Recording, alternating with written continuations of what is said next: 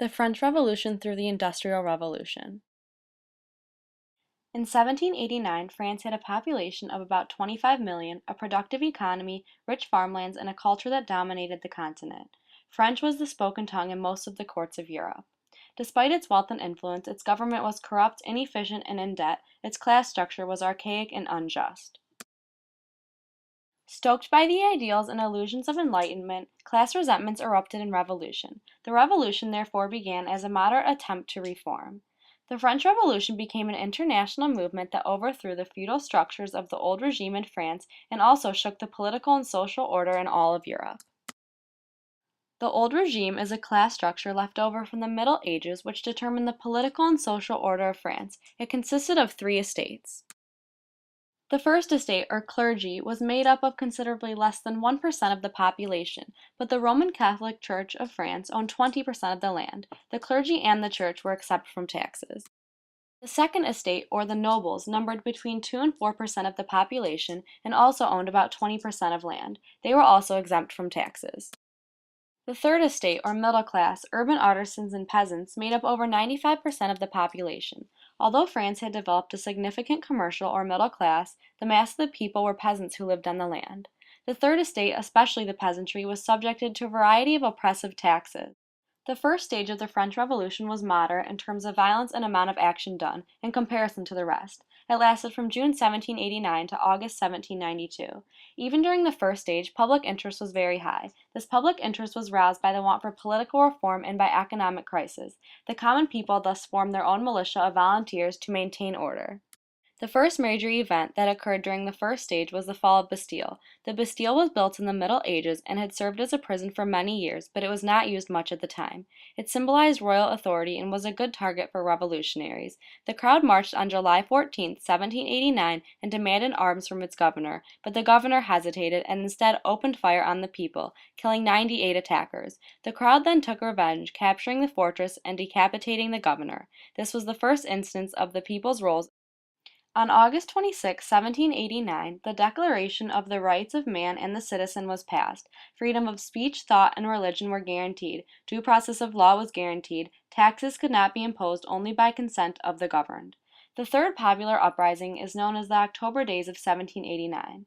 This time it was the women who did the revolting. Women from the market district, infuriated by the unreasonable price of bread and the unwillingness of the king to cooperate with the people's demands, marched to Versailles on October 5th and demanded that they be heard. This request was not met, and the crowd broke through the gates to the palace, calling for the king to return to Paris from Versailles. They were successful this time, and the National Guard led the crowd back to Paris along with the king. The second phase wanted revolution to be more radical, but eventually it turned into a bloodbath. On September 21, 1792, France was proclaimed a republic. In 1793, an appeal to nationalism inspired the French people to drive back their invaders, and the first coalition, an alliance of Austria, England, Netherlands, Prussia, and Spain, was organized to combat the French advance. As a sign of the Republic's newfound resolve and contempt for the monarchy, the next proposal before the National Convention was the execution of Louis XIV. Louis XIV was ultimately found guilty of treason on January 21, 1793, and was executed.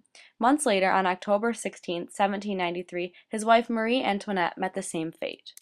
The Thermidorian reaction, which took place during the month of the Thermidor on the new non-Christian calendar, returned the moderate bourgeois reforms to power.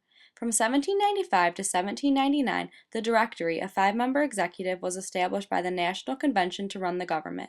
When a Paris mob threatened the new government, Napoleon Bonaparte, a young general who by chance was in Paris at the time, put down the riot and was rewarded with the command of the French armies fighting the Austrians in Italy. Also played a major role in the French Revolution. In the midst of continuing shortage of bread, rumors of counter-revolution spread among the guards and royalty at Versailles. In response, many women and some men dressed as women in Paris and gathered to march to Versailles to demand an accounting from the king. They marched 12 miles from Paris in the rain, where the women were joined by thousands of men. The next day, the crowd became rowdy and eventually broke into the royal apartments, killing 2 of the king's bodyguards. To prevent further bloodshed, the king agreed to move his family back to Paris. Women's participation was not confined to rioting and demonstrating. Women started to participate in meetings of political clubs, and a guarantee of women's rights became a topic of discussion during the Revolution.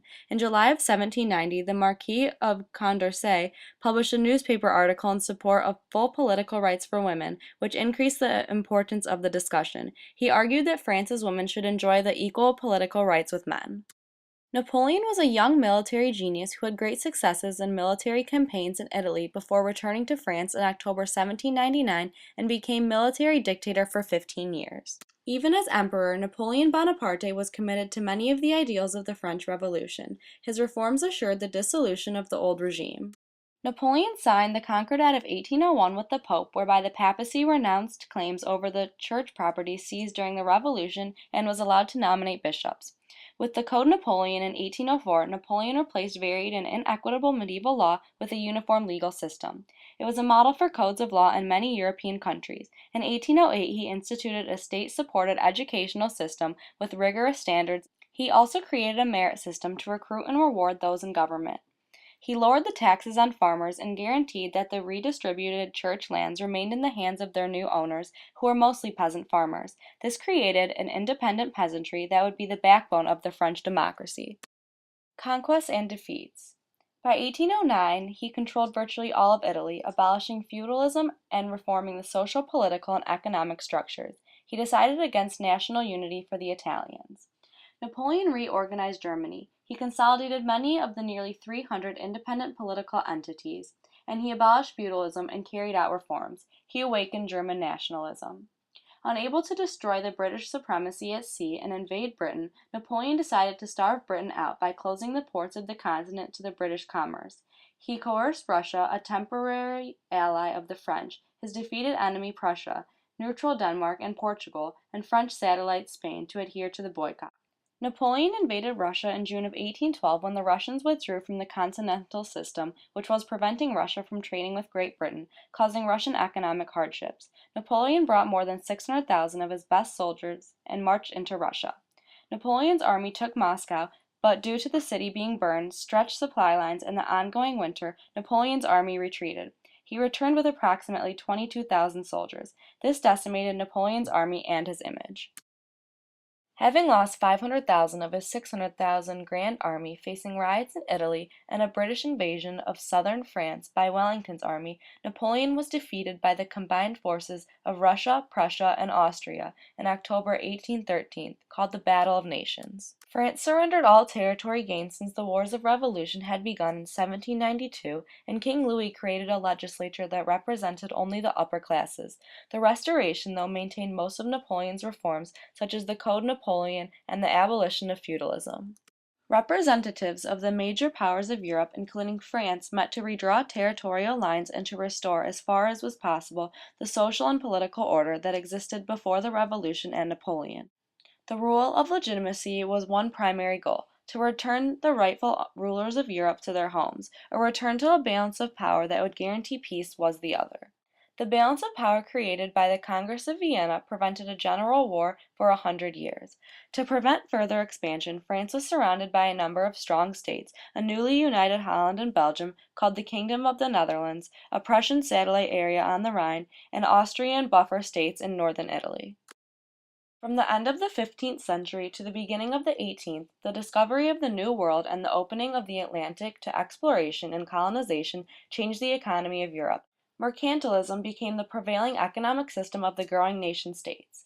An industrial revolution, given birth by the growth of commerce, the development of capitalism, the introduction of improved technology, and the unique political climate in Britain during the 18th century, changed life in Western Europe in the 1800s more profoundly than the French Revolution had. For over 150 years after Columbus discovered the Americas for the Europeans, thousands of tons of silver and nearly 200 tons of gold came to Spain from the riches of the conquered Native Americans and from the mines established by the Spanish colonials. Inflation, or too much money chasing too few goods, resulted because while the money supply had vastly increased, productivity had remained stable, giving money reduced purchasing power. The inflation stimulated production, though, because craftsmen, merchants, and manufacturers could get good prices for their products. The middle class acquired much of this wealth by trading and manufacturing. Peasant farmers benefited when their surplus yields could be turned into cash crops. The nobility, whose income was based on feudal rents and fees, actually suffered a diminishing standard of living in this inflationary economy. Capital is another term for money used as investment. Instead of investing labor, an individual invests capital in some venture in order to make a profit. Profit made from investment enabled more investment. The expansion of money created prosperity, advanced science and technology, and supported the growth of the nation-state. Mercantilism prevailed in the 17th century and well into the 18th century as an economic policy because it seemed to offer a way for the monarchs of Europe to consolidate their centralized authority. The theory behind mercantilism included a nation's wealth is measured by the amount of its precious metals it has accumulated rather than productivity, a favorable balance of trade, exports exceed imports, overseas colonies supply the mother country with essential raw materials for manufacture and trade, and essential industries, manufacturing for the national defense or making a product unique to the nation and valuable in trade. The goal of mercantilism is national economic self-sufficiency.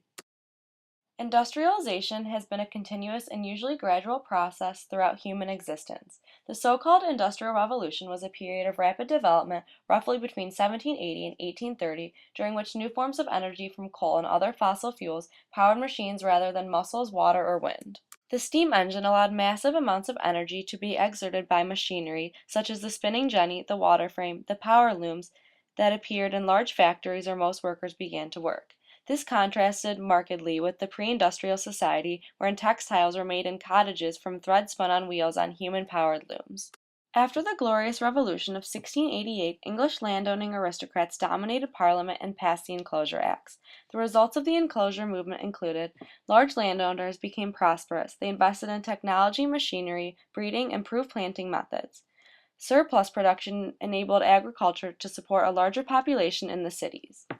The population of Britain doubled during the 18th century, and small farmers who were displaced by the enclosure movement moved to the cities and made up the growing force of factory workers.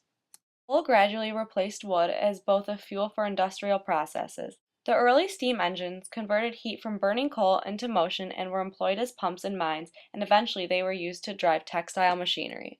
The fly shuttle cut manpower needs on the looms in half. The spinning jenny mechanized the spinning wheel. The water frame improved thread spinning. Use of the steam engine powered the looms and required factory production of textiles.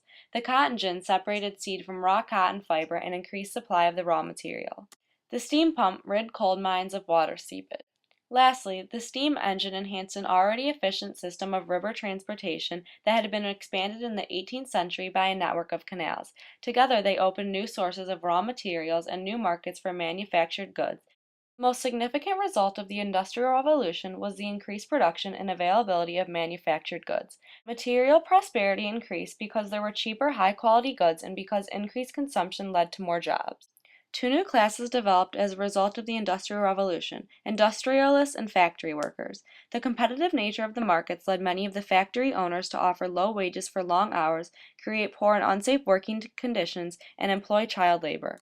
Child labor laws were then enacted after the first 3 decades of the 19th century to limit the number of hours children could be required to work. The rapid growth of cities during the Industrial Revolution necessitated urban reform to improve conditions that had existed for centuries, such as poor sanitation and other services, overcrowded housing, and inadequate transportation. Many European cities initiated a public health movement to improve urban life for all classes. The standard of living improved for most Europeans from the middle of the 19th century and into the early 20th.